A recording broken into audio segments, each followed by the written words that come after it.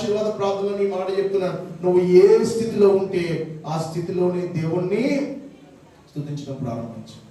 అద్భుతం చూస్తావు, ఆశ్చర్యకరం. నేను మళ్ళీ ఎప్పుడైనా వస్తే మీ అయ్యగారు పిలిస్తే మీరే అంటారు, అయ్యగారు ఆ రోజు మాట చెప్పారు కదా, దేవుడు మాట్లాడాడు కదండి, మేము స్తుతించడం ప్రారంభించామండి.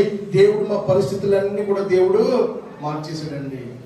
మాట చెప్పిన ప్రపంచంలో ఎంత కాంపిటీషన్ ఉన్నా, ఉద్యోగాలు లేవు ఇప్పుడు ఎక్కడ, ఎంత కాంపిటీషన్ ఉన్నా ఈ మాట రాసి పెట్టుకోండి. నీ కుటుంబంలో నువ్వు ఉన్న స్థితిలోనే నీ జీవితాన్ని దేవునికి ఇచ్చి నీ కుటుంబం అంతా కూడా దేవుని పాదాలు పట్టుకుంటే ఉద్యోగాన్ని దేవుడు నీ కాళ్ళ దగ్గర తీసుకొని పెడతాడు. చెప్పండి, క్రైస్తవులకి అదే విశ్వాసం. క్రైస్తవులకు ఏ విశ్వాసం ఉండాలి చెప్పండి, ఏ విశ్వాసం ఉండాలి చెప్పండి?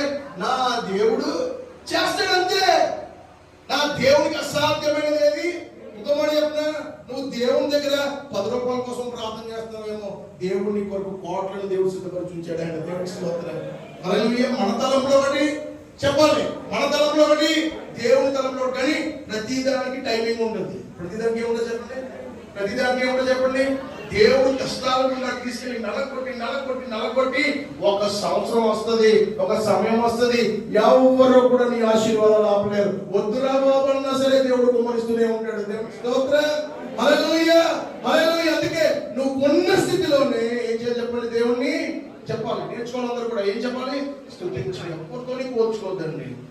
మీ పిల్లల్ని ఎవరితోని పోల్చొద్దు, ఎవరితోని మనం వేరే విధంగా అసలు ఏం మాట్లాడద్దు. ప్రభా నాకు ఈ స్థితిని ఇచ్చావు, నీకు వందనాలు ప్రభా. ఈ గింజలం లేని వాళ్ళు కూడా చాలా మంది ప్రపంచంలో ఉన్నారు ప్రభా. వారికంటే శ్రేష్ఠులం మేము కాదు ప్రభా. ప్రభా నీ చిత్తంలో మమ్మల్ని నడిపించు ప్రభా అని చెప్పి దేవుని దగ్గర నువ్వు ప్రార్థన చేసినప్పుడు, దేవుని దగ్గర మొరపెట్టినప్పుడు దేవుడు నీ జీవితంలో అద్భుతమైన కార్యాలు చేస్తాడు. ఒక మాట, శ్రమ వచ్చినప్పుడు ఏం చేయాలో తెలుసా? ప్రార్థన చేయాలి. మీ అందరికీ జార్జ్ ముల్లర్ అనే భక్తుడు తెలుసా? ఎంతమంది విన్నారు? జార్జ్ ముల్లర్ అనే భక్తుడు విన్నారు కదా, కొంతమంది ఒకరిద్దరు విన్నారు. జార్జ్ ముల్లర్ అనే భక్తుడు చాలా అద్భుతమైన వ్యక్తి. అతని ఆస్తి అంతా అమ్మేసి, చెప్పండి, ఆస్తి అంతా అమ్మేసి పేద పిల్లల కంటే అనాథ పిల్లలు పోషించేవాడు. ఎవరిని పోషించేవాడు చెప్పండి? అనాథ పిల్లలు. మీ అందరికీ ఒక అద్భుతమైన మాట చెప్తాను, వినండి జాగ్రత్తగా. జార్జ్ ముల్లర్ జీవితంలో అనేకమైన అద్భుతాలు జరిగాయి.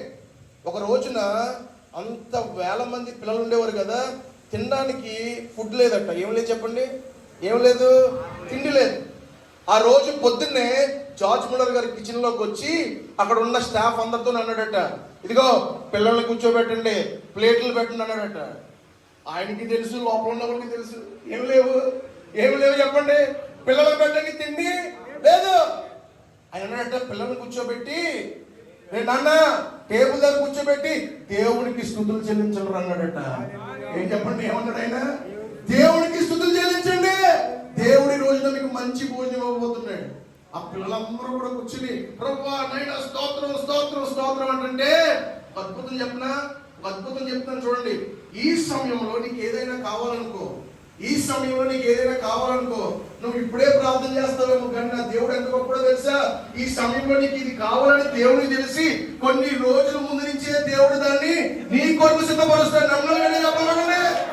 నమ్మలేని చెప్పకూడదు కూడా. నువ్వు అనుకుంటా ఇప్పుడే దేవుడిని అడుగుతావు, కానీ నీ దేవుడికి ముందే తెలుసు. అది జరగక ముందే 2 రోజుల ముందు దాన్ని నీ కొరకు ఏమైందో తెలుసా? రోజు ఒక బేకరీ ఆయన పడుకున్నాడట.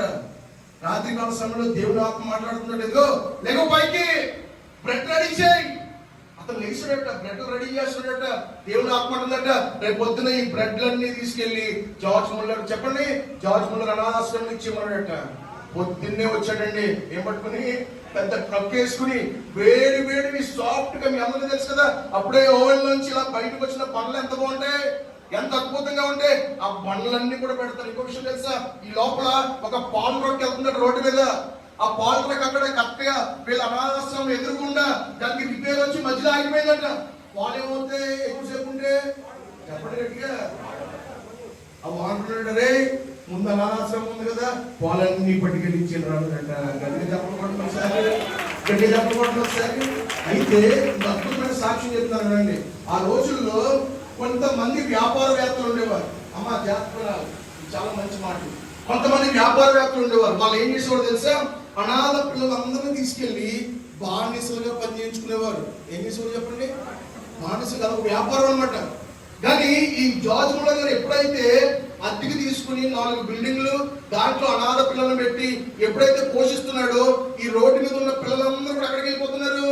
అనాథాశ్రమానికి వెళ్ళిపోతున్నారు. ఆ పక్కన వ్యాపారం చేసుకునే వాళ్ళ వ్యాపారం అంతా పడిపోతుంది. పిల్లలు ఎవరు రావట్లేదు, బానిసలు ఎవరు రావట్లేదు. అందరూ అంటున్నారట, ఈ జార్జ్ ముల్లర్ కొన్ని ఇల్లు అద్దెకి తీసుకుని ఇది పెట్టాడు కదా, మనం ఏం చేద్దాం, అక్కడ ఉన్న వాళ్ళందరినీ పురుగొలిపి, ఇదే కదా ఒక మంచి పని జరిగే చోట ఏముంటది,